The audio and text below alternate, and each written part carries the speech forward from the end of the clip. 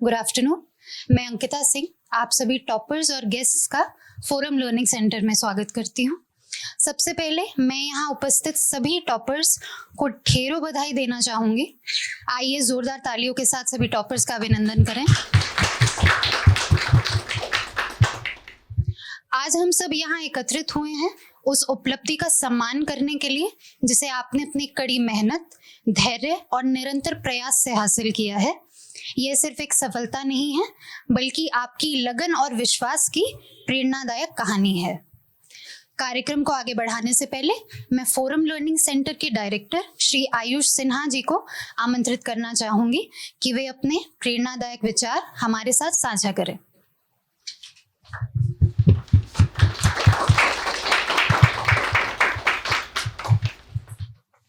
A very good afternoon to all of you. It's wonderful to have all of you here. काफ़ी अच्छा लग रहा है आप सबसे मिलकर और यहाँ पर मुखर्जी नगर सेंटर पे इतने सारे स्टूडेंट्स को देखकर।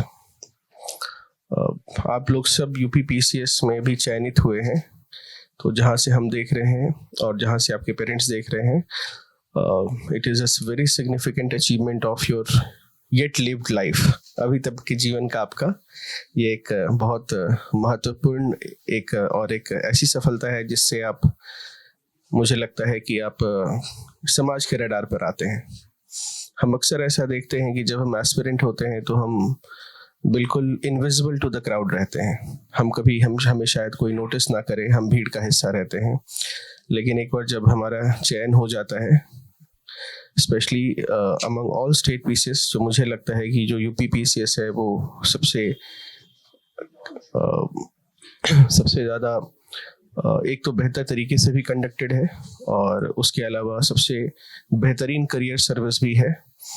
तो आई एम श्योर कि जब से रिजल्ट आया होगा तब से आप लोग देख रहे होंगे कि जो पहले आप इनविजिबल रहते थे, अब आसपास के समाज के लिए और फैमिली के लिए, अपने मित्रों के लिए, अपने दोस्तों के लिए सडनली आप विजिबल हो गए हैं।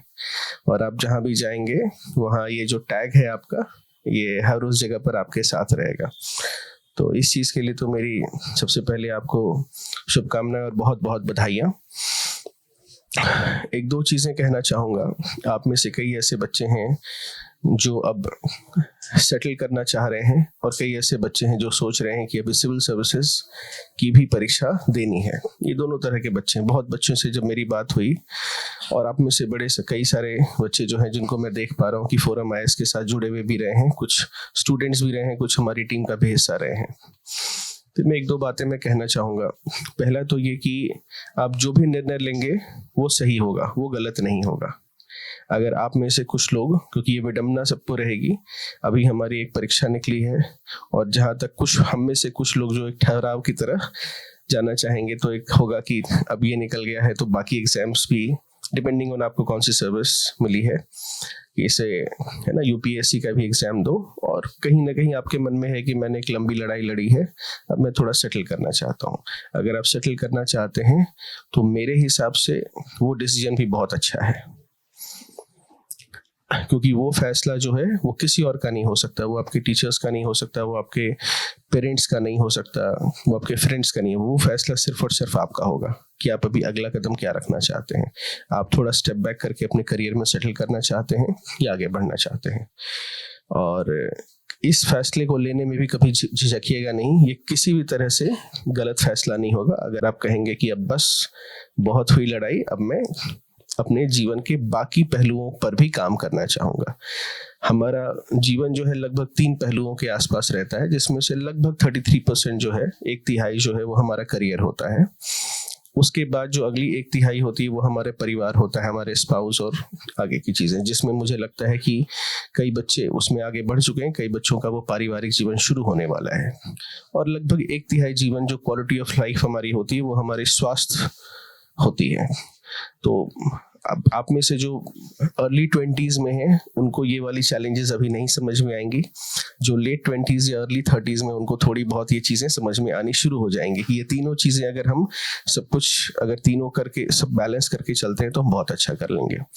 आप में से जो लोग, मैं इसलिए भी कह रहा हूँ कि जो लोग एक ठहरना चाहते हैं और अपने करियर में आगे बढ़ना चाहते हैं यूपीपीसीएस में, मैं इसलिए भी कहता हूँ क्योंकि अब जब हम देख रहे हैं तो वाकई या वास्तविकता में ऐसा है कि बहुत तेज दौड़ने में और कई बार थक कर बैठने में कोई बहुत ज़्यादा फर्क नहीं होता। ये जो आपके करियर की जो लड़ाई है ये मुश्किल से 5 से 7 साल की है। ये आप जब एक सर्टेन एज के हो जाएंगे उसके बाद जब दोस्तों में बैठेंगे तो ये जो चर्चाएं हो रही हैं, कौन सी सेवा मिली, कौन सी रैंक मिली, ये 5 से 7 साल में ये चर्चाएं बंद हो जाएंगी। आपको लगभग 10 साल के बाद आपसे कोई ये भी नहीं पूछेगा, अगर आपके मित्र होंगे, कि कहाँ पोस्टेड हो और किस पद पे हो। आपके पद भी मैटर आपके दोस्तों और फैमिली में होना बंद हो जाएंगे क्योंकि नई प्रायोरिटीज आपकी लाइफ में हो जाएंगी। तो जो लोग भी एक ठहराव चाहते हैं उसके लिए मेरा ये एक मैसेज रहेगा कि अगर आप लोग ठहरना चाहते हैं बिल्कुल ठहरिए और उस करियर में डेप्थ लाइए और आगे बढ़िए, अपने काम की तरफ ही करिए। उसके अलावा कुछ बच्चे ऐसे हैं जिनके मन में ये है कि अभी हमें या तो रैंक इम्प्रूव करनी है सिविल सेवा में ही, या यूपीएससी की एग्जामिनेशन हमको देना है। इसमें भी कुछ बातें हैं जो मैं आपके साथ साझा करना चाहूँगा। पहली बात तो ये कि बहुत सारे बच्चे जो एडमिनिस्ट्रेटिव सर्विसेज के लिए लुकअप कर रहे हैं versus let's say commercial tax और अदर में है, तो ये मान के चलिएगा कि जो इस सेवा में है वो उसमें नहीं है और जो उसमें है वो इसमें नहीं है। तो life will come in packages, the good will come with the bad and the bad will come with the good. अगर आप ऐसी सेवा में है जहाँ वर्क लाइफ बैलेंस थोड़ा बेहतर है और आप सोच रहे हैं कि मैं इसके ऊपर की सेवा में चला जाऊं, तो मान लीजिए कि हो सकता है कि पद, पावर, ये चीजें इंप्रूव हो जाए, लेकिन शायद वर्क लाइफ बैलेंस थोड़ा खराब हो जाए। जो कमर्शियल टैक्स में या सोच रहे हैं पुलिस सेवा में चले जाएं, तो पुलिस सेवा में डेफिनेटली ये बात है कि एक रुतबा आपका बढ़ा रहेगा, लेकिन जो वर्क लाइफ बैलेंस उसी प्रोपोर्शनैलिटी में कम हो जाएगा। तो अगर आप चाहेंगे कि हर चीज मिल जाए तो वो संभव नहीं है। You can always have anything you want. आप जो भी अपने जीवन में चाहते हैं वो आपको मिल सकता है। आई रिपीट, आप जो भी अपने जीवन में चाहेंगे वो आपको मिल सकता है, लेकिन आप अगर हर कुछ चाहेंगे वो नहीं मिल सकता। मैं फिर से कहना चाहूंगा कि आप जीवन में you can have anything you want in life, you can not have everything. आप में से जो सिविल सर्विसेज या आईएएस की परीक्षा में आगे देना चाहेंगे, और उनके लिए मेरा मैसेज ये रहेगा कि इसको एक मील का पत्थर की तरह ट्रीट कर अनवरत प्रयास आप आगे कर सकते हैं। वो फैसला भी गलत नहीं होगा, लेकिन हमेशा इस चीज को एक्सेप्ट करके हमें आगे चलना है कि जैसे हर अटेम्प्ट एक फ्रेश अटेम्प्ट है, जिसमें पिछले अटेम्प्ट का अगर कोई फायदा मिल गया तो बहुत अच्छी बात है, लेकिन अगर कोई फायदा मिल गया तो अच्छी बात है, लेकिन नहीं मिला तो हर साल एक फ्रेश अटेम्प्ट है। उसी तरह अगर आप आगे पेपर देना चाहेंगे या सिविल सर्विसेज के लिए अगर जाना चाहेंगे, तो ये मान के चलिए कि आप उसी जगह पर हैं जहां पर डे 0 था। अगर उस एफर्ट के साथ या उस मेंटालिटी के साथ आप मेहनत करेंगे तो आपको जरूर सफलता मिलेगी। एक आखिरी चीज भी कहना चाहूंगा कि फोरम आईएएस में हम लोग थोड़ा प्रयास कर रहे हैं निरंतर कि जैसे सिविल सर्विसेज के लिए हम गाइडेंस प्रोवाइड कर पाए, है ना, जैसे सिविल सर्विसेज के लिए हम गाइडेंस, वैसे हम यूपीपीसीएस के लिए भी अग्रणी रूप से हम बेहतर मटेरियल और बेहतर गाइडेंस, इसके लिए हम प्रयासरत हैं। आपका कोई भी सुझाव या आपके कोई भी सजेशंस रहेंगे, उसके लिए हम लोग बहुत ओपन हैं। आप हमें डायरेक्टली लिख सकते हैं और हम उसको इम्प्लीमेंट करने की पूरी कोशिश करेंगे जो हमारी क्षमता रहेगी। हमारी यूपीपीसीएस एग्जामिनेशन ऐसा है जहां पर मुझे ऐसा लगता है कि फोरम की जब मैंने शुरुआत की थी, जब ऑफलाइन एकेडमी करीब 2016 में, तो हमारे जो टॉप 3 मेंटर्स थे वो सारे के सारे यूपीपीसीएस में ही चले गए, जिनको हमने मतलब 1-2 साल हमने काम किया, हमें लगा कि उनके 2-3 साल के अनुभव से हमें फायदा मिलेगा। तो कई बार जब मैंने नया टीचिंग शुरू किया था और फोरम शुरू किया था, तो मैंने बहुत समय कोशिश की कि हमारे जो सबसे अर्लीस्ट मेंटर्स थे, लेकिन सबसे अर्लीस्ट मेंटर्स सुरभि थी, निवेदिता थी, ये सारे जो लोग हैं इस यूपी में एसडीएम में ही चले गए। तो हमारा ये प्रयास रहेगा कि आगे भी हम लोग आपको अच्छे से सपोर्ट कर पाए, और आप में से जो आगे बढ़कर प्रयासरत रहेंगे किसी भी एग्जाम के लिए, वो हमें बिल्कुल रीच आउट कर सकते हैं, हमारी टीम को रीच आउट कर सकते हैं, डायरेक्टली मुझे भी रीच आउट कर सकते हैं। आगे अगर कोई भी प्रयास आप किसी चीज के लिए करें तो हमेशा एक चीज मानकर चलें कि कोई एक चीज को अच्छे से पकड़कर अगर आप अपना पूरा लगा देंगे, अपनी पूरी मेहनत, अपनी पूरी शिद्दत के साथ लगा देंगे, तो उस चीज में आप सफल हो जाएंगे। So that is all. Thank you so much everyone. Thank you Ayush sir. अब हम कार्यक्रम के अगले चरण की ओर बढ़ते हुए शुभारंभ के प्रतीक के रूप में दीप प्रज्वलित करेंगे। हम सभी के लिए हमारे माता पिता हमारी सबसे बड़ी प्रेरणा होते हैं। इसी भाव के साथ मैं यहाँ उपस्थित सभी पेरेंट्स से निवेदन करूंगी कि वे मंच पर आएं, दीप प्रज्वलित करें और इस कार्यक्रम का शुभारंभ करें।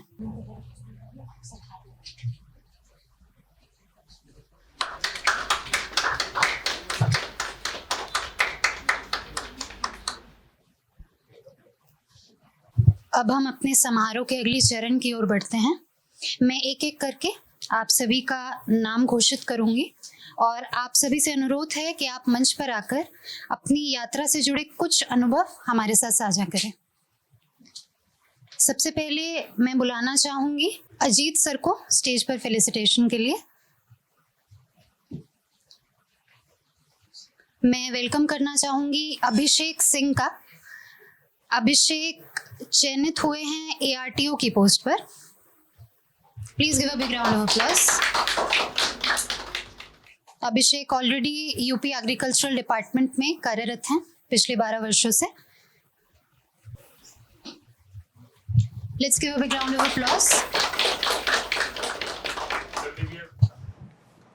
सभी को मेरा नमस्कार। तो जैसा आप सब जानते हैं, मैं अभिषेक सिंह, मैंने रैंक 5 हासिल की है, ARTO का पद मिला है। और मेरी यात्रा थोड़ी सी उसमें अप्स एंड डाउन्स बहुत आए हैं। तो मैं एक्चुअली 2012 में जब मैं 12th कर रहा था तो 2013 में मेरे फादर एक्सपायर हो गए। तो वहाँ पे फिर मुझे हुआ कि वो ऑलरेडी जॉब में थे कि जॉब किसको करनी है, मेरी माताजी को या मुझे। तो फिर मुझे लगा यार मुझे करनी है, क्योंकि अगर माताजी मेरी करती तो शायद जो बच्चे हैं, जो मेरे भाई बहन हैं, वो नहीं पढ़ पाते। तो मैंने वहीं पे डिसीजन लिया कि मैं जॉब करता हूँ, आप जो है घर का ख्याल रखो। और मेरे फादर का ड्रीम था कि उनकी लड़कियां जो है इंजीनियरिंग करें, बाकी उनके लड़के भले खेती करें, उनसे मैटर नहीं करता है, बट उनकी लड़कियों को आगे जाना चाहिए। तो मैंने उनको जो है उनके सपने को आगे बढ़ाया। और 2017-18 में उनका जब बीटेक हो गया तब मैंने कहा अब तुम लोग पढ़ गए हो, मुझे पढ़ाओ, अब मैं पढ़ना चाहता हूँ। तो फिर उन लोगों ने जॉब की, फिर मैं वहाँ से मेरी यात्रा शुरू हुई।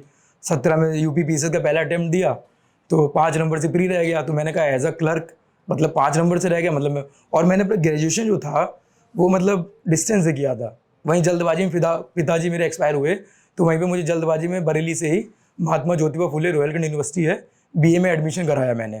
तो साल में एक बार जाता था, एग्ज़ाम दे के चला आता था।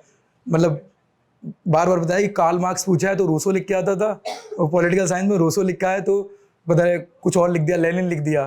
तो ऐसे करके 58% के साथ सेकंड डिवीज़न में मेरा BA हो गया। 17 में पहला अटैम्प्ट दिया, 5 नंबर से रह गया।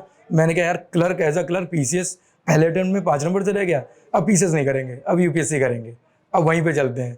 फिर 2022 तक हाथ पैर मारते रहे। फिर मेरी माता जी जो मतलब मेरे सपोर्ट सिस्टम रही, उन्होंने कहा यार बेटा थोड़ा UP PCS में भी ट्राई करो, अच्छा होता है UP PCS, SDM वगैरह भी अच्छे होते हैं। और मेरे एक भाई साहब हैं हरेंद्र नाथ मिश्रा, उन्होंने भी कहा थोड़ा वहाँ ट्राई करो। और मेरे ऑफिस में थोड़ा सा, जानते हैं आप, ऑफिस में थोड़ा सपोर्ट सिस्टम ठीक नहीं होता है, तो वहाँ पे काफ़ी इंसल्ट हुई। तो मैंने कहा नहीं यार अब तो दिखाना है कि अपन भी कुछ है अब। तो फिर वहाँ 2023 में अटैम्प्ट दिया सीरियस UP PCS का, 6 नंबर से मेरा इंटरव्यू कॉल रुक गया। मैंने कहा यार अब क्या हो गया, ये तो मतलब इतनी मुश्किल से छुट्टी मिली थी और अब तो 6 नंबर से रुक गया। फिर मैंने कहा काम करते हैं इस पर। फिर 2024 आया, प्री निकला, मेंस हुआ, मेंस में बहुत मेहनत करी और फाइनली आपके सामने हूँ। सौभाग्य मिला है आपके सामने खड़े होने का, और बहुत बहुत शुक्रिया। ये मेरी जर्नी रही है। थैंक यू अभिषेक। अब मैं बुलाना चाहूंगी पूजा सहरावत को। पूजा चयनित हुई हैं डिस्ट्रिक्ट सोशल वेलफेयर ऑफिसर के पद पर। पूजा ऑलरेडी फोरम आईएएस की टीम का एक हिस्सा रही हैं और इस वक्त पीएचडी भी परस्यू कर रही हैं इकोनॉमिक्स में। Let's give her a big round of applause.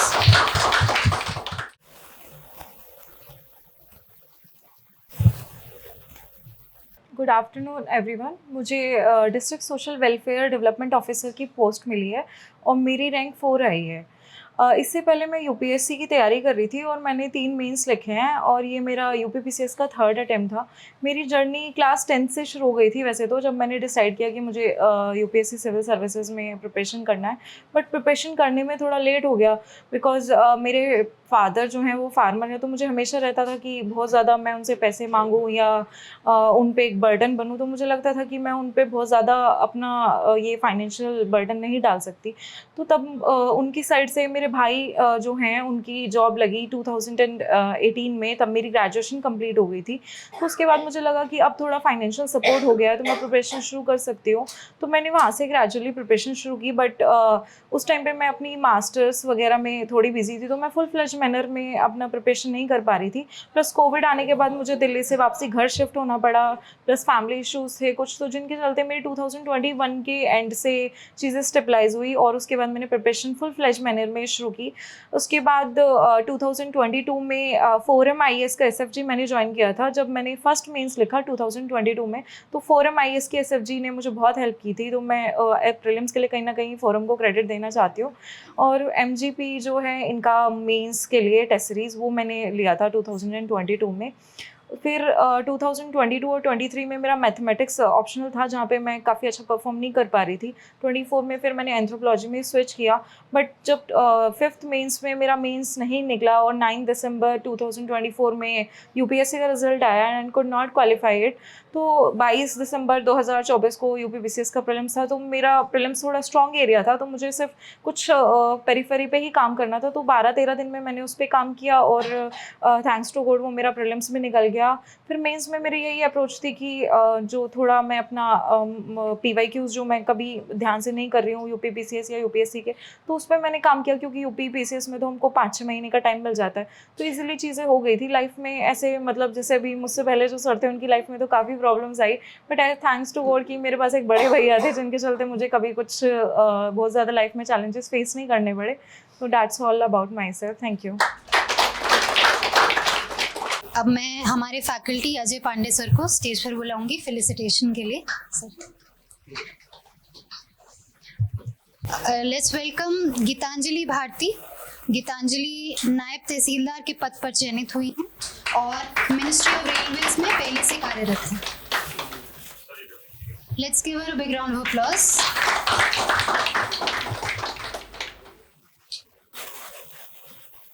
Hello, good afternoon. मेरा नाम गीतांजलि भारती है और अभी इसमें मुझे 232 रैंक मिली है। इससे पहले मैं सॉफ्टवेयर इंजीनियर थी और मैंने मिनिस्ट्री ऑफ रेलवे की जॉब अपनी 2020 में छोड़ दी थी। तो ये एक बहुत ही बड़ा स्टेप था, क्योंकि मैंने गवर्नमेंट जॉब छोड़ी थी। उसके बाद से मैं यूपीएससी की प्रिपरेशन कर रही थी। तो ये यूपीपीसीएस में मुझे पहली बार ही पहली बार ही मेंस लिखने का मौका मिला, इंटरव्यू कॉल आई। इससे पहले मैंने यूपीएससी में 2 मेंस लिखे हैं, पर उसमें मुझे सक्सेस नहीं मिली। तो आई एम वेरी हैप्पी कि फाइनली मेरा सिलेक्शन हो गया है। तो थैंक यू सो मच। और during this time forum IAS की में टेस्ट सीरीज और काफ़ी मटेरियल मैंने यूज़ किया, तो thank you for that. Thank you Geetanjali. अब मैं बुलाना चाहूंगी संदर्भ कुमार को। संदर्भ नायब तहसीलदार के पद पर चयनित हुए हैं। संदर्भ भी फोरम आईएएस की टीम का इवैल्यूएशन टीम का हिस्सा रहे हैं। ये इनका पहला मेंस और पहला इंटरव्यू था यूपीपीसीएस में। लेट्स गिव संदर्भ अ big round of applause. Hello everyone, good afternoon. मेरा नाम संदर्भ कुमार है और यूपीपीसीएस 2024 के एग्ज़ाम में मैं नायब तहसीलदार के पोस्ट पर सिलेक्ट हुआ हूँ। प्रिपरेशन की सिविल सर्विस प्रिपरेशन मैंने ग्रेजुएशन के बाद ही स्टार्ट कर दिया था, जिसमें मुझे एक अच्छा टाइम लगा है। और मैंने यूपीएससी और यूपीपीसीएस के मल्टीपल अटेम्प्ट्स में मल्टीपल लेवल पे मल्टीपल फेल्योर देखे हुए हैं, जिसके बाद मुझे ये सिलेक्शन का मौका मिला है। तो मैं सभी लोगों को थैंक यू करना चाहता हूँ, my friends, my family and to forum IAS, जो इस जर्नी में मेरे साथ कंटिन्यूअस रहे हैं। Thank you. थैंक यू संदर। अब मैं बुलाना चाहूंगी अक्षांश कटियार को। अक्षांश ARTO के पद पर चयनित हुए हैं और अक्षांश ने मेंस 2025 भी लिखा है। Let's give him a big round of applause.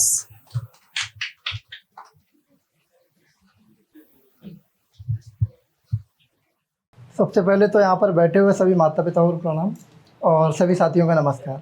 सबसे पहले तो मैं अपने बारे में बताना चाहता हूँ। मैं अक्षांश कटियार हूँ और मेरा ARTO में ऑल इंडिया रैंक 11 आया है।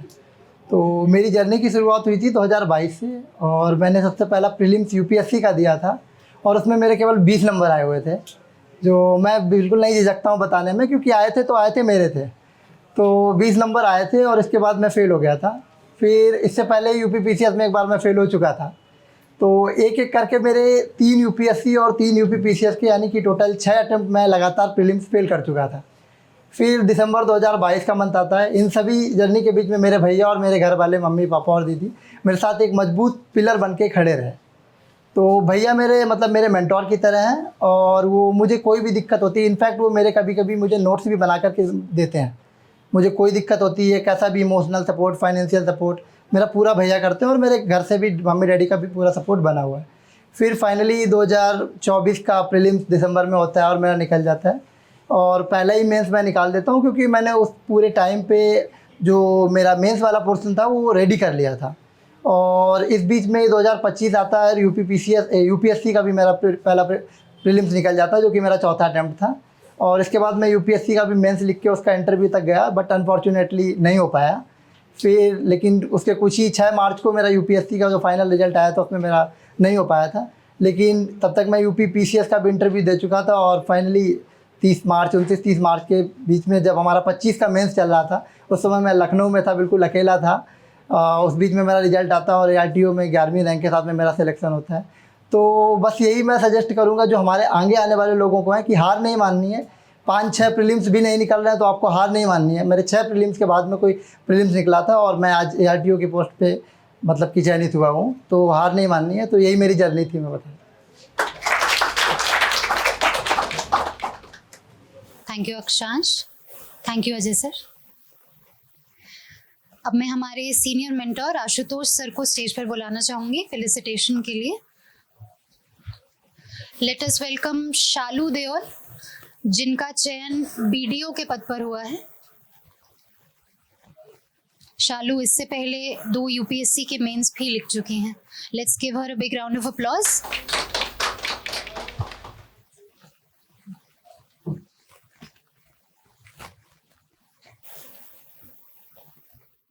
हेलो एवरीवन, मेरा नाम शालू देओल है और मुझे 29 रैंक मिली है। मैं ब्लॉक डेवलपमेंट ऑफिसर के लिए सिलेक्ट हुई हूँ इन UPPCS 2024। और इससे पहले मैंने UPSC के लिए जब 2 मेंस लिखी थी तो मेरा उसमें सिलेक्शन नहीं हुआ था और मैं सिविल सर्विसेज के बारे में भूल चुकी थी कि मुझे ये करना भी है। और मैंने अपनी फील्ड चेंज करके मैंने डिसाइड किया कि मैं मास्टर्स करूँगी और फिर मैं PhD के लिए ट्राई करूँगी। बट जब मैंने मास्टर्स में एनरोल किया और फिर मैंने उसके लिए पढ़ाई स्टार्ट की तो मेरी फैमिली को मुझ पर लगा कि नहीं, शायद मुझे सिविल सर्विस से दोबारा ट्राई करना चाहिए। और सिर्फ मेरी फैमिली थी जिसने मुझे पुश किया कि नहीं, तू कर सकती है और तुझे सिविल सर्विस के लिए ही ट्राई करना है सब। फिर मैंने 22 के बाद 2 साल का गैप 24 में मैंने UPPCS के लिए ट्राई किया और उसमें मुझे सिलेक्शन मिला। फोरम IAS मेरी जर्नी में मुझे इंटरव्यू गाइडेंस प्रोग्राम में के थ्रू हेल्प किया है और मेरे इंटरव्यू के लिए मैं मेनली इंटरव्यू गाइडेंस प्रोग्राम को ही अपना मेन कहूँगी कि उनका काफ़ी सपोर्ट रहा है उस प्रोग्राम के through. Thank you so much. Thank you Shalu. अब मैं बुलाना चाहूंगी नीरज कुमार जायसवाल को। नीरज ब्लॉक डेवलपमेंट ऑफिसर के पद पर चयनित हुए हैं। नीरज भी फोरम IAS की इवैल्यूएशन टीम का एक बहुत लंबे समय तक हिस्सा रहे हैं और ये नीरज का 9th अटेम्प्ट था।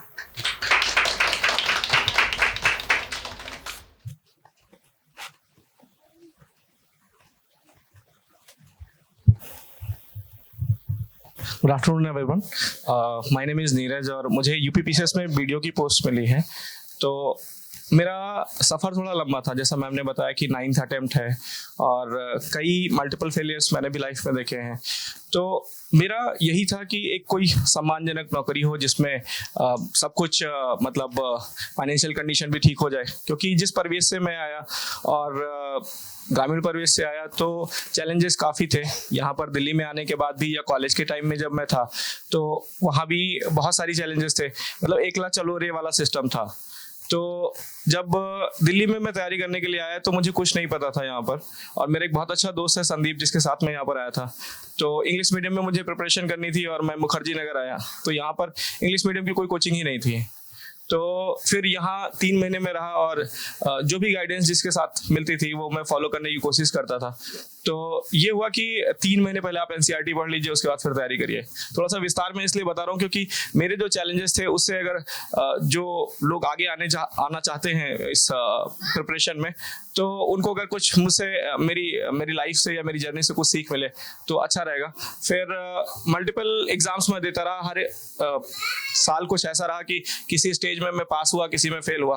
फाइनली में 2023 में मैं MGP की टीम के साथ जुड़ा और मैम उस टीम की हेड है, इवैल्यूएशन डिपार्टमेंट में मैं था। तो ये था कि बहुत उससे लर्निंग मुझे बहुत ज़्यादा मिली। मुझे ये पता चलता था कि आंसर्स में क्या लिखना है क्या नहीं लिखना है, और जो रिव्यू टीम में जो सर हैं वो हमेशा ही बताते रहे कि आपके आंसर्स में क्या होना चाहिए क्या नहीं होना चाहिए। तो उसका हेल्प मुझे मिला और इस मेंस में मैंने यही टारगेट किया था। एक एक यूनिट में मैंने कुछ चीज़ें डिवाइड करी थी कि प्रेजेंटेशन कैसा होना चाहिए, किसी भी पेपर में कितना लिखना चाहिए कितना नहीं लिखना चाहिए, और पेपर कितना कंप्लीट करना चाहिए। फिर ये सब देखते हुए जब मेंस लिखा मैंने, मेंस में भी काफ़ी चैलेंजेस आए लिखने में। आप लोगों ने भी फेस किया होगा, सेंटर्स पे गए होंगे, सेंटर्स पे काफ़ी चैलेंजेस थे। ये तो सिस्टम का पार्ट है। फिर मेंस का जब कॉल आया कि हाँ मेंस क्लियर हुआ है, तो मैम को मैंने बताया कि मैम मेंस हो गया है। तो मैम ने बोला कि ऐसा है इंटरव्यू के लिए ज़्यादा टाइम आपको मिलेगा नहीं, 10-12 दिन ही मिलेंगे। तो मैं उस टाइम में घर पे शादियाँ थी तो उसमें गया हुआ था। मैंने मैम को बोला कि शादी में मैं आया हूँ यहाँ पे, तो क्या जल्दी जल्दी निपटा लो और फिर इंटरव्यू के लिए लग जाओ। तो आया फिर देखिए इससे क्या होता है ना कि आपको इन्फॉर्मेशन अगर मिल जाती है तो आप वेल प्रिपेयर हो जाते हैं उससे। तो फिर 19 फरवरी को ही मेरा इंटरव्यू भी था, तो उसके लिए मैंने फिर से तैयार किया। मतलब कोशिश ओवरऑल यही थी कि किसी भी स्टेज पे क्लियर करते चले जाएं। हमेशा ये होता था कि कभी मेंस में अटक गए, कभी प्रीलिम्स में अटक गए। तो UPSC के भी 2 मेंस लिखे या CAPF असिस्टेंट कमांडेंट का इंटरव्यू दिया 2017 में। 2016 से मैंने अटेम्प्ट देना चालू किया था। UP PCS का पहला अटेम्प्ट मैंने 2016 में दिया था और अभी 2024। तो बैक टू बैक मैं कभी गैप भी नहीं लेता था। देखिए आपकी कंडीशन जो होती है उस कंडीशन के हिसाब से आपको प्लान करना पड़ता है। सबकी कंडीशन अलग अलग होती है। मेरा यह था कि इस साल कुछ ना कुछ हो जाए जिससे मैं अपने घर वालों को बता सकूं। फिर अगर आप फैमिली में अगर आप लीड कर रहे हैं या अपने एरिया में, देखिए मैं क्या है कि मेरा परिवेश ऐसा है जहाँ पे बहुत लोग सर्विसेज में नहीं है, बहुत लोग एक चार्म है ये, है ना। और वहाँ पे अभी भी गवर्नमेंट जो सर्विसेज है वहाँ पे उनको यही लगता है कि मतलब वो लोग जो अधिकारी हैं वो माई बाप है, माई बाप का कल्चर है वहाँ पे। तो और जब मैं अभी यहाँ पर पहुंचा तो कुछ लोग बात कर रहे थे, उन्होंने कहा कि किसी ने ये कहा कि आज़ादी के बाद ऐसा हुआ है कि कोई प्रशासनिक सेवा में हमारे एरिया से कोई गया। एरिया मतलब आप 100 विलेज का एरिया ले लीजिए वहाँ पर। तो ये सब चीज़ें थी वहाँ। और सेकेंड थिंग इज कि कई ऐसे इंसिडेंट हुए जो मैं डिस्कस करना चाहूँगा, बट यहाँ पे टाइम कम है। हम लोग ऐसे बैठे हुए थे, मैं और प्रतीक, MGP टीम जब हमने ज्वाइन किया था तो मैम के सामने बैठे हुए थे। उस समय हमारा इंडक्शन चल रहा था कि आप टीम में कैसे आओगे। एक वेल प्रोसेस है MGP टीम में भी ज्वाइन करने के लिए, क्योंकि वहाँ पे क्वालिटी पे बहुत फोकस किया जाता है। मैम के साथ हम लोग बैठे हैं। उस टाइम क्या होता है, रिजल्ट आ गया 2023 के मेंस का। तो उसने देखा तो हुआ नहीं हुआ, फिर कहता तू भी देख। मैंने देखा, मेरा भी नहीं हुआ। तो पहले वो मैम को बोलता है मैम मुझे कहीं जाना है। फिर मैंने भी बोला मुझे भी कहीं जाना है। फिर तुम दोनों एक साथ जा रहे हो? हमने बताया नहीं मैम को मेंस में नहीं हुआ है। फिर ये हुआ कि आगे करते हैं कुछ। तो जो भी MGP के जो टेस्ट हैं, जो पेपर्स है, बहुत वेल रिसर्च होते हैं और इतना कंटेंट उसमें होता है कि आप अगर उसका 50% भी अगर पेपर्स में आप उतार देते हैं तो मेंस तो नहीं रुकेगा। तो वही चीज़ें मैं फोकस कर रहा था। और फिर जब मेंस हो गया, इंटरव्यू भी हो गया, तो ये होप था कि हाँ कुछ ना कुछ बन जाए। इंटरव्यू के दिन आप लोग भी इस चीज़ को फेस किया, 2-3 दिन ऐसा था रिजल्ट आ रहा है, रिजल्ट आ रहा है, रिजल्ट आ रहा है, बट रात हो जाती थी और रिजल्ट नहीं आता था। जब तीसरा दिन हुआ तो मैंने कहा उस दिन इतनी कंफर्म न्यूज़ थी यहाँ पर, यूट्यूब के बहुत सारे चैनल के लोग हैं यहाँ पे, तो एक न्यूज़ वो देते रहते हैं कि अपलोड हो रहा है, एग्जामिनेशन उसमें चला गया है, सब वहीं पे बैठे हुए थे। तो जब अपलोडिंग आया और एक ट्रस्ट सोर्स था, तो मैंने कहा चलो वेट करते हैं, 9 बजे तक आ जाएगा। उस दिन मैं फोरम से गया नहीं घर की तरफ, अकेला मैं बैठा रहा सेंटर पे, किसी को नहीं पता है, और स्क्रॉल कर रहा हूँ। तो सब कुछ वो याद आ रहा है कि किस किस स्टेज पे मैं फेल हुआ हूँ, और मैं इस तरह प्रिपेयर हो रहा था कि अगर यहाँ पर फेल हो गया, मम्मी घर पे आई हुई थी अभी यहाँ पे, तो कुछ ऐसा बहाना बताऊंगा कि नहीं हुआ या क्या हुआ है, धीरे से बता लूंगा कि अचानक से सेटबैकिंग वाला वहाँ पे एकदम नी जर्क रिएक्शन नहीं रहे। तो अब 9 बजे तक रिजल्ट आया, 9 बजे फोरम बंद हो जाता है। फिर वहाँ से मैं घर गया, तो फिर भी स्क्रॉल कर रहा था। अब सब कह रहे रिजल्ट आ रहा है, तो कहाँ रुका, कहाँ पर है। फिर मैं सो गया। जब मैं सो गया तो 12:36 पे जब मेरी नींद खुलती है तो 20-21 मिस कॉल थी मेरे फ़ोन पे। जब इतनी मैंने मिस कॉल देखी तो मुझे लगा कि कुछ हो गया है। फिर मैंने व्हाट्सएप देखा, तो मेरे 2 बहुत अच्छे दोस्त हैं, भूपेंद्र प्रताप सिंह और रितेश शर्मा। तो उन दोनों का था कि फाइनली वीडियो हो गया है। भूपेंद्र ने लिखा कि भैया वीडियो और कुछ झंडे बना दिए, तो मैंने कहा शायद हो गया। फिर मैंने चेक किया तो लकीली नाम था। और मैं आपको देखिए, सफलता जरूर मिली है, लेकिन ये था कि संघर्ष बहुत था, और संघर्ष का मैं शायद 2% भी यहाँ नहीं बता रहा हूँ। और ये है कि बस यही था परसिवरेंस। मतलब आपको बहुत टाइम ऐसा हुआ कि मतलब हारने जैसा रहा कि मतलब हार गया हूँ, लेकिन कभी हार एकदम से मानी नहीं, लगा रहा। फाइनली कुछ हुआ है। मैम से इंटरव्यू के टाइम में बहुत फर्स्ट टाइम, देखिए मैं मैम का क्या बहुत रिस्पेक्ट करता हूँ, कभी 1-to-1 नहीं कर पाता था मैम से। तो मैम के केबिन में मैं फर्स्ट टाइम गया था। ऐसा हुआ था कि 20-25 मिनट उस दिन डिस्कशन हुई थी। तो मैम ने कहा कि तुम क्या चाहते हो, सर्विस प्रेफरेंस तुम्हारी क्या है। मैम मैंने बताया कि ऐसा है मैम, कुछ भी ऐसा मिले जो एडमिनिस्ट्रेशन में रहूं, और जो गांव है, गांव की जो गरीबी है बहुत भयावह है। आप धरातल पर जब जाएंगे तो आप देखेंगे उस चीज़ को, कि कुछ ऐसा कर सकूं, ऐसे सिस्टम में रहूं। बहुत ऑफिशियल जॉब का मेरा अपना पर्सनल वो था कि नहीं है। अब मैं इस पर भी है, तो मैं जैसे आयुष सर ने कहा कि अगर आप सेटल होना चाहते हो तो इस पर भी आप सेटल हो सकते हो। तो I am very good for it कि मैं इस पर सेटल हो जाऊंगा। तो इस डिस्कशन के बाद ये था कि मैंने फर्स्ट पे यूपी SDM रख दिया, सेकंड पे मैंने वीडियो रख दिया, थर्ड पे मैंने DSP रखा है, फोर्थ पे मैंने ARTO रखा है, फिफ्थ पे मैंने नायब तहसीलदार रखा है, सिक्स्थ पे मैंने एग्जीक्यूटिव ऑफिसर रखा है, सेवंथ पे मैंने असिस्टेंट GST कमिश्नर रखा है। सिर्फ मेरा यही था कि मैं लोगों के बीच में जाऊं और जितना हो सकता है 100% देने की कोशिश करूं। अगर अपने लाइफ में मैं थोड़ा भी बदलाव अगर गांव में ला सका, एक मेरे जैसा बच्चा अगर उसको कुछ भी हेल्प हो पाई, तो बड़ा खुशनसीब समझूंगा कि अपनी माटी का जो कर्ज है उसको मैं 1-2% भी दे पाया। तो यही सब सोच के साथ, यही सब प्रेरणा के साथ मैं लगा रहा। थोड़ा सफ़र जरूर लंबा रहा, और मगर ये कोशिश करूंगा कि जो लोग, जो नए बच्चे हैं जो आना चाहते हैं, उनके सफ़र को थोड़ा कम कर सकूं।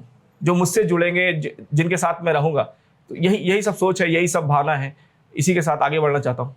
Thank you very much guys. हाँ, सॉरी, एक बहुत इंपॉर्टेंट मेरे लिए एक चैप्टर था। मेरी शादी 2024 में हुई, और शादी हो जाने के बाद ये तो थोड़ा सा लाइफ को बैलेंस करना हो जाता है।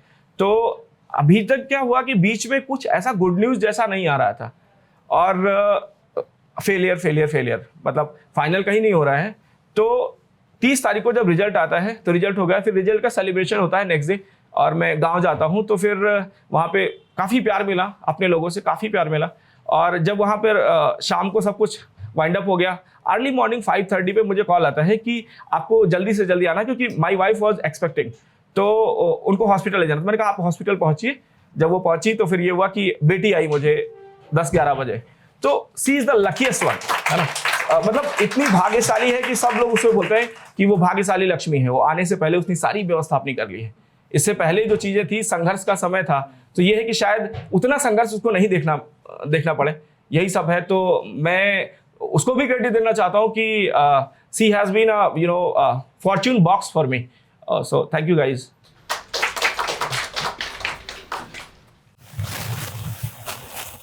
Congratulations, Neeraj. Thank you Ashutosh sir. अब मैं हमारे फैकल्टी जीत सर को मंच पर बुलाना चाहूंगी फेलिसिटेशन के लिए।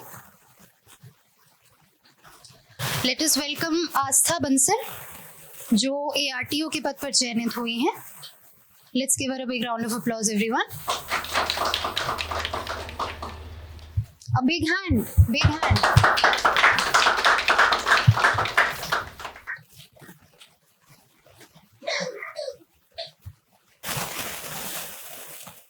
हेलो एवरीवन, मेरा नाम आस्था बंसल है।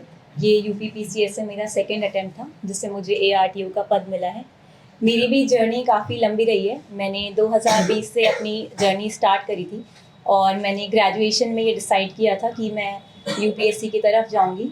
तो 2020 में जब मैंने ये जर्नी स्टार्ट की तो मेरे एक दोस्त है, उसके थ्रू मेरे को गाइडेंस मिली। उसने मुझे बोला कि सबसे पहले आप प्री की तैयारी करिए। जनवरी था उस टाइम पर, तो उसने कहा कि मई में प्री आने वाला है तो फटाफट से प्री की तैयारी करते हैं और प्री निकालेंगे इस बार। तो मैं प्री में लग गई थी, मुझे ज़्यादा आइडिया ही नहीं था। बट उस टाइम कोविड था तो काफ़ी लेट हो गया था प्री, अक्टूबर तक वो शिफ्ट हो चुका था।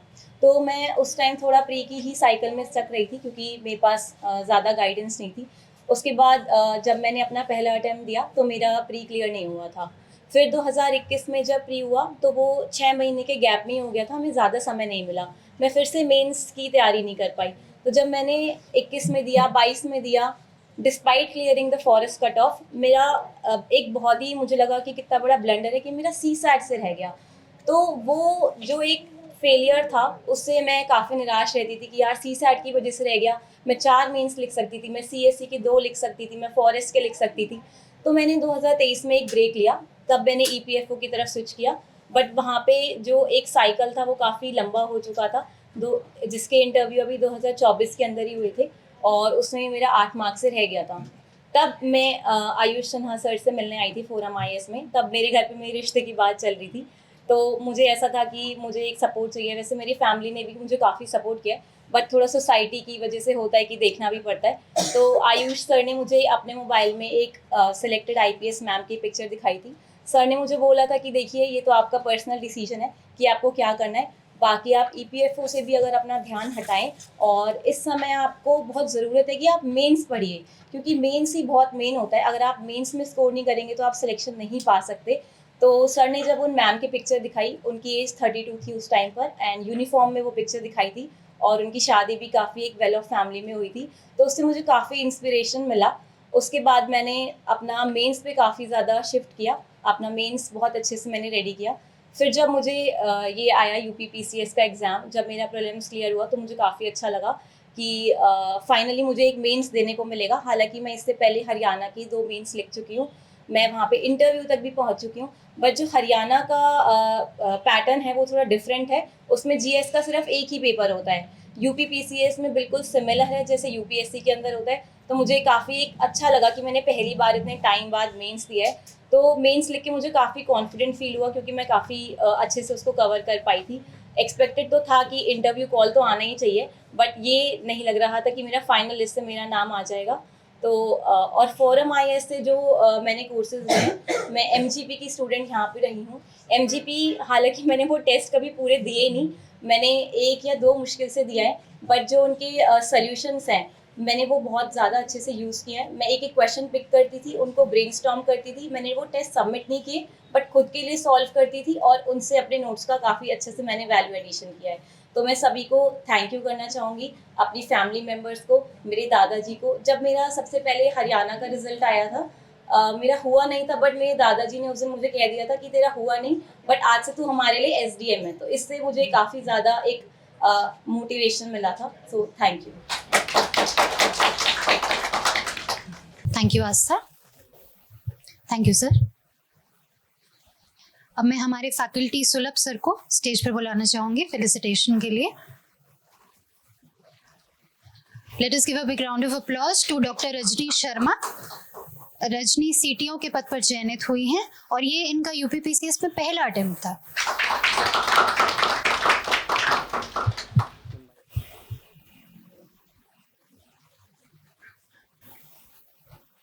Good afternoon everyone. मैं थोड़ी सी नर्वस हूँ, पर यहाँ पे सबने अपनी जर्नी जो बताई, जो जर्नी के फेलियर्स रहे वो तो सबने ही देखे हैं, सब स्टूडेंट्स ने देखे हैं। बट मेरी पर्सनल लाइफ शुरू से ऐसी रही है। मैं 9 साल की थी तब मेरी मदर का एक एक्सीडेंट में शी पास्ड अवे और वो एक सेटबैक था, पर मेरे फादर ने हमेशा मुझे सपोर्ट किया और मुझे एक बहुत स्ट्रॉन्ग एक लड़की बनाया। बट आफ्टर दैट मैं 19 ईयर्स की थी तो मेरे फादर का भी एक एक्सीडेंट में देहांत हो गया, और वो एक ऐसा सेटबैक था कि रिलेटिव्स ने बुलाना बंद कर दिया, बात करना बंद कर दिया। तो उस टाइम मैं अपनी ग्रेजुएशन कर रही थी, फर्स्ट ईयर में ही थी। सबने बोला पढ़ाई छोड़ दो, घर बेच दो और शादी कर लो, ऐसे कर लो। तो उस टाइम लगता था कि अगर मैंने ये कर लिया तो मुझे किसी ना किसी के ऊपर डिपेंडेंट रहना पड़ेगा। पर तब मुझे ये था कि मुझे पढ़ाई करनी है, और मेरी बड़ी सिस्टर हैं जो मुझे पढ़ाई के लिए हमेशा मोटिवेट करती थी। फाइनेंशियल चैलेंजेस भी थे, इमोशनल भी थे। और उसके बाद मेरी ग्रेजुएशन कंप्लीट हुई, और 2020 में मेरी नवंबर में मेरी ग्रेजुएशन कंप्लीट हुई। मैंने bachelor of homeopathy medicine and surgery किया है रोहतक से। और उसके बाद मैंने कुछ टाइम प्रैक्टिस किया, पर फिर मुझे अपना ये ड्रीम था कि मुझे सिविल सर्विसेज में जाना है। तो मैंने 2021 से स्टार्ट किया। सॉरी, मैं थोड़ा इमोशनल हो रही हूँ, पहली बार ये शेयर कर पा रही हूँ। ये जो जर्नी थी 2021 से मैंने स्टार्ट की। 2022 में प्रीलिम्स दिया, नहीं हुआ। और बीच में ऐसा होता था कि रिलेटिव्स की शादी हो रही है, उनके बच्चों की शादी हो रही है, कोई इनवाइट ही नहीं कर रहा है। तो ऐसे लगता था कि मैं नॉन एग्जिस्टेंट हूँ। मैं मेरी सिस्टर, ये हम नॉन एग्जिस्टेंट हैं। सोसाइटी में कोई इनवाइट नहीं कर रहा है, कुछ ये छोटी चीज़ें लगती हैं। बट उस टाइम पे वो मेंटल प्रेशर ऐसा होता है कि क्या हम हैं ही नहीं। जब तक पापा थे तब तक सब इनवाइट करते थे, होता था, सोसाइटी में एग्जिस्ट करते थे। एकदम से एग्जिस्टेंस ख़त्म हो गया। तो मुझे था कि सिविल सर्विसेज तो मुझे करना है, जो भी टाइम लगे, जितना भी अटेम्प्ट लगे। 2023 में मेरा CSAT रुक गया। आई क्लियर्ड कट ऑफ 12 मार्क्स मेरे GS में उससे ज़्यादा थे कट ऑफ से। 2024 में finally I cleared prelims, but due to lack of guidance and financial issues मैं बहुत सारी टेस्ट सीरीज़ और सब जो मुझे लेना था मैं नहीं ले पाई। और 2024 में मेरा मेंस रह गया। 9 दिसंबर को रिज़ल्ट आया था। 22 दिसंबर को यहाँ पे प्रीलिम्स था। फ्रेंड्स ने मोटिवेट किया कि जाकर देकर आओ। तो I appeared and luckily by god's grace और मैंने क्लियर किया। और अभी finally I am selected as commercial tax officer rank 5। और थैंक्स अ लॉट फोरम का सपोर्ट इंटरव्यू में रहा, क्योंकि मेरा पहला इंटरव्यू था। I have studied from a government school, तो मुझे लगता था कि मुश्किल है इंटरव्यू में, बहुत अच्छे बच्चे जाते हैं, बहुत अच्छी बैकग्राउंड से आते हैं, नहीं होगा। मेंस बहुत अच्छा गया था, तो ये था कि इंटरव्यू कॉल तो आएगी, पर इंटरव्यू से बहुत डर लगता था। तो जो इंटरव्यू गाइडेंस प्रोग्राम रहा फोरम का, और इन सब ने बहुत हेल्प किया, और इंटरव्यू से अब फाइनली सिलेक्शन हुआ है। Thank you.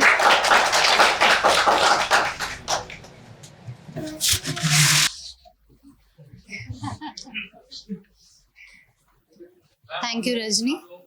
हमारे संघर्ष बड़े हैं, लेकिन इनका सुनने के बाद ऐसा लगता है कि बिल्कुल। हमारे संघर्ष बहुत छोटे। Let us give her again a big round of applause. Thank you, sir.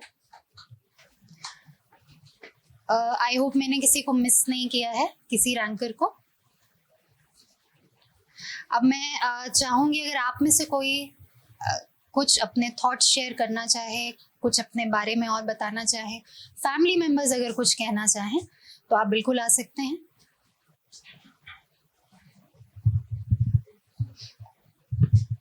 Don't hesitate.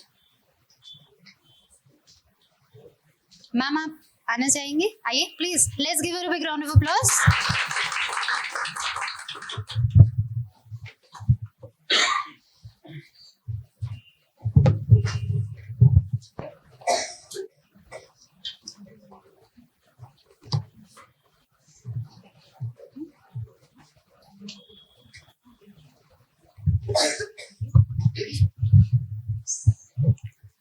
Thank you. सबको मेरी नमस्ते। मैं बस यही कहना चाहती हूँ कि अगर कोई बच्चा मेरे बेटे जैसा हो, क्योंकि मैंने बहुत ज़्यादा, इनके पापा एक्सपायर हो गए थे तो ये बहुत ज़्यादा टूटा था। इसने फैमिली भी संभाली अपनी, और फैमिली को संभालते हुए इसने ये अपना सपना पूरा किया है।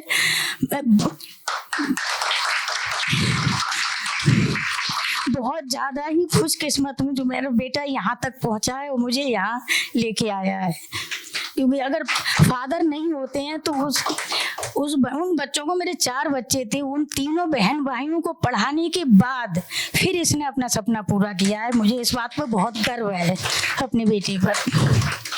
थैंक यू, बस मैं इतना ही। Very good afternoon to all. सब कुछ आपने रजनी से सुन ही लिया। इससे पहले अगर मैं बात करूं, वो मुझसे लगभग 9-10 साल छोटी है। जब मेरी मम्मी प्रेग्नेंट थी और उसने आना था दुनिया में, सब मुझे बोलते थे, बोला कर भाई हो, भाई हो, बोला कर हर टाइम कि भाई होना चाहिए, भाई होना चाहिए। मैं बोलती थी नहीं मम्मा, मैं तो चाहती हूँ मेरी एक बहन होनी चाहिए। और मुझे पता क्या बोलते थे सारे, ये तो बड़ी मतलब एक अपशगुनी टाइप बात करती है। दादी मेरी बोलती थी क्या बात है, ये पहले से तू है, एक और बहन आ जाएगी। मैंने कहा नहीं, मुझे बहन ही चाहिए। पता नहीं क्यों अंदर से लगता था कि मुझे बहन ही चाहिए, और वो आ गई।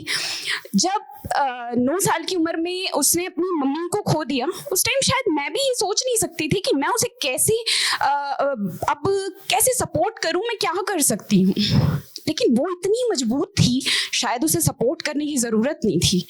और वो एक बात बोलती थी कि अगर मुझे स्पेशल चाइल्ड भगवान ने बनाया कि मेरी मम्मी नहीं रही और जब पापा नहीं रहे, तो बोलती थी फिर इसका मतलब है भगवान ने मुझे अलग से चुना है। मैं ये बात सुन के ये सोचती थी कि एक बच्चा ऐसा कैसे सोच सकता है, एक बच्चा खुद से ऐसा कैसे सोच सकता है कि इतना सब कुछ गलत हो गया। ठीक है, मेडिकल की पढ़ाई हो गई, वहां पे प्रैक्टिस करे, नहीं, उसको चाहिए था कि अब मुझे ये बताना है सबको कि आप इनवाइट करो या ना करो, हम एग्जिस्ट करते हैं। और जब रिजल्ट आया, रिजल्ट आने के बाद ऐसे लोग, ऐसे रिश्तेदार जिन्होंने कभी फोन नहीं किया था, फोन तो छोड़ो, उन्होंने कभी शक्ल नहीं दिखाई थी, कभी मतलब कुछ भी नहीं, और वो लोग कॉल कर रहे हैं। अचानक से उनके पास हमारा नंबर आता है। अचानक से वो कहते हैं कि अभी तक तो नंबर नहीं था, अब पता नहीं कहाँ से सर्च हो गया। हमने पूछा कि अब कहाँ से सर्च हुआ, अब कोई अलग से साइट तो नहीं मेरे ख्याल से अभी तक बनी जहाँ पे नंबर हमारा डाल दिया हो, ऐसा तो कुछ नहीं हुआ। अब जहाँ से आया वहाँ से पहले भी आ सकता था। इस सारी जर्नी के अंदर बेशक रजनी मुझे अपना सपोर्ट सिस्टम कहे, लेकिन मैं कहती हूँ ऐसा बच्चा होना, वो माँ बाप आज कहीं से तो देख रहे होंगे। मैं कहती हूँ कि हर लड़की को ऐसा ही होना चाहिए कि वो सबको प्राउड फील करा सके। आज फैमिली कहती है कि हमारी भतीजी, हमारी भांजी या कुछ भी, लेकिन मैं कहती हूँ वो इस देश की बेटी है और अपने मम्मी पापा जो आज नहीं हैं उनकी बेटी है। Thank you so much. कोई और अपने थॉट्स शेयर करना चाहेगा? Please ma'am. काफी प्रयास के बाद मेरा बेटा इस पद पर पहुंचा है। इससे मेरे फैमिली को, हम सबको और मेरे पूरे गांव समाज को बहुत खुशी की बात है। धन्यवाद आप लोग को। चलिए लेट्स मूव फॉरवर्ड। मैं इनवाइट करूंगी हमारे सीनियर मेंटर विपिन सर को। विपिन सर एमकेएन सेंटर पर ही रहते हैं, स्टूडेंट से रेगुलरली इंटरेक्ट करते हैं। सर आई रिक्वेस्ट आप आके कुछ अपने थॉट्स शेयर करिए हमारे रैंकर्स के साथ और उनकी फैमिलीज के साथ। Let's give sir a big round of applause. तो पूरे साल तो ये जॉब जो है मोनोटोनस सी लगती है ना। वही लक्ष्मीकांत, वही एथिक्स पढ़ना, मेंस आता है, इंटरव्यू आता है। लेकिन जब ये दिन आता है तब लगता है कि कुछ मीनिंग है इस जॉब का, है ना। लगता है कि कुछ शायद हम थोड़ा 2%, 5%, 10% इस जर्नी में हम सपोर्ट कर पाए हैं। तो यहाँ पे जितने टीचर्स हैं, मुझे लगता है सभी इस जर्नी से जुड़े रहे हैं, है ना। कहीं ना कहीं उन्होंने अपनी जर्नी में इंटरव्यूज़ दिए, मेंस दिए हैं, और वो अपनी जो ड्रीम्स हैं आप लोगों के थ्रू जीते हैं। अब आगे की यही है कि हम एक्सपेक्ट करते हैं, सभी यही सपना लेके आए थे, कुछ अपनी ज़िंदगियां बदल लें, कुछ लोगों की ज़िंदगियां बदल लें। तो हम चाहते हैं कि जब भी हम न्यूज़पेपर पढ़ें, सोशल मीडिया देखें, जब आपका नाम दोबारा देखें तो ये देखें कि आपने कुछ बदल दिया है, थोड़ा ही सही। कहीं किसी जहाँ पानी नहीं आ रहा था थोड़ा वहाँ पानी आ रहा है, किसी महिला सरपंच को सपोर्ट कर दिया है, किसी गाँव में फिर से फसलें लहलहाने लगी हैं। ठीक है, इस तरह की छोटी छोटी न्यूज़ भी हमें देखने को मिलेगी, तो हमें बहुत अच्छा लगेगा कि हम बोल पाएंगे ये हमारा स्टूडेंट था, हम इससे मिले हैं, है ना। ये चीज़ें हम बस आगे की जर्नी में चाहते हैं, और चाहते हैं कि आप लोग भी ये माइंड में रखें।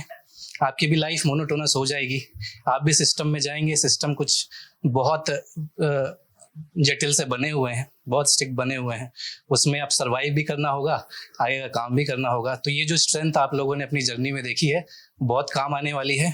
ठीक है, अपने फैमिलीज में इतने स्ट्रगल्स, वो कहते हैं ना कि जैसे आपने भी कहा कि दुनिया में कितना गम है, मेरा गम कितना कम है, तो यहीं पे देखने को हमें इतने ही लोगों में देखने को मिल गया। तो दुनिया बाहर तो कितनी बड़ी दुनिया है। ठीक है, तो मेरी यही एक्सपेक्टेशंस हैं, आगे कभी भी आगे की जर्नी में भी हेल्प लगे, हम लोग यहाँ हैं ही हैं, लेकिन आप जहाँ भी जा रहे हैं प्लीज़ अच्छी न्यूज़ में हमें दिखें, हम फिर और अप्रिशिएट करना चाहेंगे आपको। Thank you. अब मैं इनवाइट करना चाहूँगी हमारे senior faculty Ajay Pandey sir को कि सर आके कुछ अपने विचार हमारे साथ साझा करें। Let's give sir a big round of applause. Ankita ma'am, thank you. Vipin sir, आप स्टूडेंट्स, गार्जियंस सभी का स्वागत है फोरम आईएएस में। फोरम आईएएस यूपीएससी की तैयारी कराता है, शुरू से ही यूपीएससी के लिए ही जाना जाता है। हम लोग 2024 में पहली बार यूपी पीसीएस के लिए आए और बहुत उम्मीद के साथ आए और बहुत जिम्मेदारी के साथ आए। हम कुछ लोग थे कि नहीं पीसीएस में नहीं उतरा जाए। एक तरह से हम लोगों ने एक यज्ञ शुरू किया और पहला क्लास इस यूपी पीएससी जो है 2024 का मैंने ही शुरू किया था, फर्स्ट क्लास। तो अच्छा लग रहा है कि ये जो यज्ञ की शुरुआत, और हमारे यज्ञ की शुरुआत करने वाले सुशील सर, और बहुत एक जिम्मेदारी सुशील सर ने ली थी कि नहीं फोरम आईएएस के तरफ से यूपी पीएससी में हम लोग रिजल्ट देंगे। एक बहुत जिम्मेदारी के साथ सर ने टीम बनाई थी, पूरी जो है टीम बनी थी और यज्ञ हम लोगों ने शुरू किया था। फर्स्ट क्लास यहीं से इतने लड़के भर गए थे ये क्लास में। जो पहला क्लास हुआ था एसी भी खराब हो गया, जिस दिन फर्स्ट क्लास हुआ था बच्चे भी भर गए, एसी खराब हो गया पूरा। ये मतलब हम लोग यूपी जैसे करोल बाग में बहुत सारे इंफ्रास्ट्रक्चर हमारे बहुत स्ट्रांग हैं, लेकिन यूपी पीएससी का जो हमारा यहाँ पर इंफ्रास्ट्रक्चर था अभी तो स्टार्ट ही हो रहा था। और उसके बाद जिस भी तरह से हम लोगों ने आप लोगों के सहयोग से, आप लोगों ने इतना अच्छा सहयोग दिया कि इसके लिए आप सभी, तो हमारी टीम के तरफ से, फोरम के तरफ से आप लोग बधाई के पात्र हैं। उसके बाद हम लोग यज्ञ को आगे लेकर के बढ़े।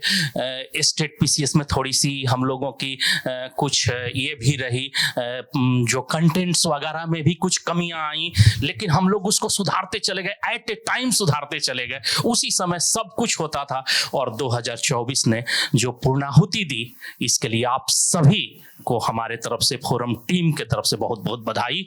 और हम चाहेंगे कि आप लोग समाज में जो है, जो अपने गार्जियन से मार्गदर्शन पाए हैं, संस्कार पाए हैं, जो टीचरों से मार्गदर्शन पाए हैं, संस्कार पाए हैं, आप लोग जो है वो समाज में दिखाएं और हमारे फोरम का नाम आप लोगों ने रोशन किया, इसके लिए आप लोग को बहुत बहुत बहुत बहुत हमारे तरफ से बधाई। Thank you Ajay sir. समारोह के समापन से पूर्व मैं सभी चयनित अभ्यर्थियों को उनके उज्जवल भविष्य के लिए ढेरों शुभकामनाएं देना चाहूँगी। हमारी यही कामना है कि आप सभी का भविष्य सफल और गौरवपूर्ण हो। आप निरंतर परिश्रम करते रहें और अपने प्रदेश का नाम ऐसे ही रोशन करते रहें। Let's give everyone a very big round of applause.